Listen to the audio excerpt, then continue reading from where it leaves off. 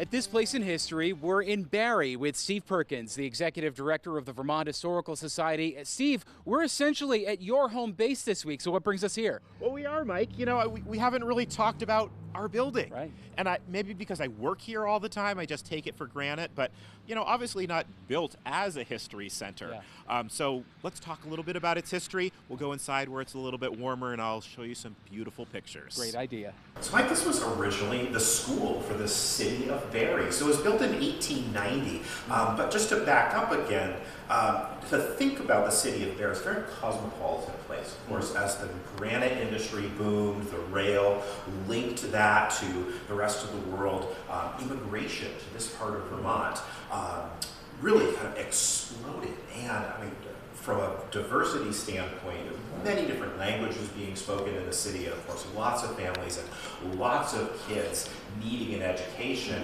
So they had what was called the Barrie Academy, which was roughly on this site, a private school for students, and then also the Goddard Seminary, which is where the Barrie Auditorium is now, but quickly found that they needed something bigger. So they knocked down the Barrie Academy and built what we have here, or the first half of this. It was called the Graded School, and it was meant to serve all of the students of Barrie. When it was put in, it was so very modern that they had a very modern heating system. It burned human waste. So they took the human waste from the students who were going to school here and burned it in an incinerator to then run the boilers to heat the building. A compost, let's call it. Genteel fashion. Genteel. Well, the neighbors didn't particularly care for the smells emanating. Gee, I can't imagine why. It was smokestack, so it was turned over to coal pretty quickly. It just grew and grew and grew, and by 1900, they're like, oh no, we need to add more. And by 1904, they had added another whole wing to this building because it was growing so much. It ultimately became just the high school.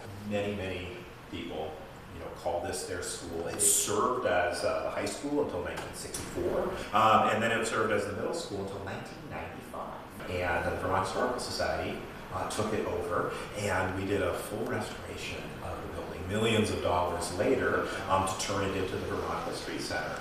Some of the features of this building that were kept intact is all this wooden paneling you see. And if you look closely, you can still see where kids had written their names on it. You can see where book bags were hung. But it's made out of American chestnut, a tree that you really can't even find anymore because of chestnut blight. The grand nature of the staircases within the building is really a sight to behold. As someone that grew up attending for a couple of years elementary school in Western Massachusetts in a building very much like this one, they certainly strike a familiar note for me. Yes, and they're beautiful and they're grand, but if you think about access, that's really difficult. So we've got this big building, we had to put in an elevator that stops 7 times to only go on 3 floors.